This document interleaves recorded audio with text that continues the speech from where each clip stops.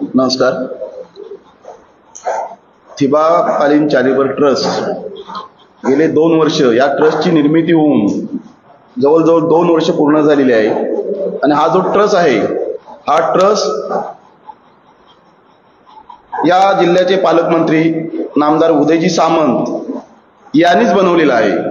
तर या ट्रस्टचे सभासद मंगेश सावंत हे स्वतः बैठकीमध्ये बोलले होते की हा ट्रस्ट उदय सामंत साहेबांनी बनवायला सांगितला.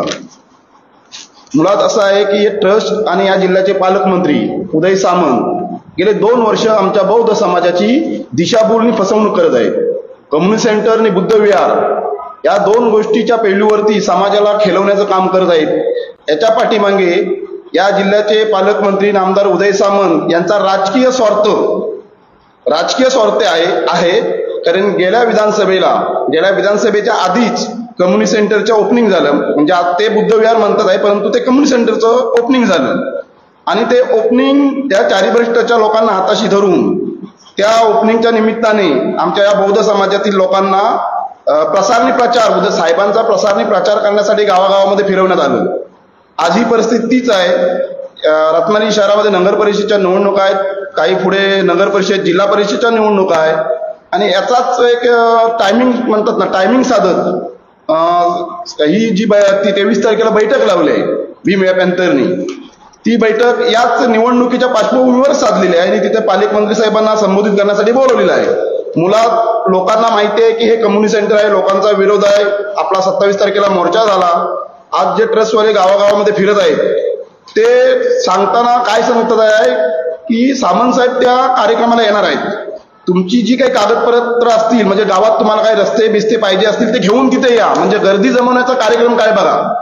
लोक या बैठकीला येण्यासाठी इच्छुक नाहीये. लोकांना परिपूर्ण माहिती आहे की ट्रस्टवाले दिशाभूल करतात आहे आणि भीम या पॅन्थर रजिस्टर.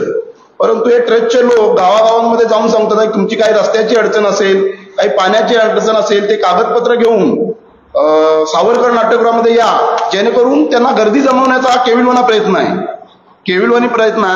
आणि मुळात दुसरी गोष्ट, सामंत साहेब वारंवार आपल्या सभेमध्ये सांगत असतात की शासनामार्फत बुद्धविहार बांधून देतो आणि ठिबक चॅरिटेबल ट्रस्टवाले कायम सांगत असतात की कम्युनिटी सेंटर हेच बुद्धविहार आहे.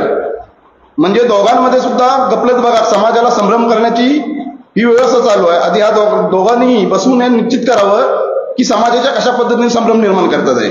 आणि आमचं एवढंच म्हणणं आहे की या रत्नागिरी जिल्ह्याचे पालकमंत्री सन्माननीय पालकमंत्री आहेत. जो 27 तारखेला मोर्चा झाला तो मोर्चा 2,000 ते 2,500 लोकांमध्ये झाला. एवढा विराट मोर्चा जर होत असताना आताची जी सभा आणि पालकमंत्री त्या सभेला जाणार आहे, त्यांना निमंत्रित आहे. तर पालकमंत्र्यांनी आम्हा लोकांना म्हणजे ठिबकालीन बचाव संघर्ष समितीला जर निमंत्रण दिलं असतं तर आम्ही तिथे गेलो असतो. ठिबकालीन बचाव संघर्षाचे लोक पूर्णपणे ताकदीने उतरले असते. परंतु जर चॅरिटेबल ट्रस्टवाले आणि भीम या पॅन्थर हे जर निमंत्रक असतील तर आम्ही जाणार नाही, कारण ही दिशाभूल आहे, आम्हाला चांगलंच माहिती आहे. मग सामंत साहेबांची एक जबाबदारी होती की बौद्ध समाजाचा आम्ही घटक आहोत आणि जो बुद्ध विहाराच्या बाजूने एवढा मोठ्या प्रमाणात वर्ग आहे, सामंत साहेब त्यांना का बोलवत नाही आणि सामंत साहेब त्यांच्याशी चर्चा का करत नाही.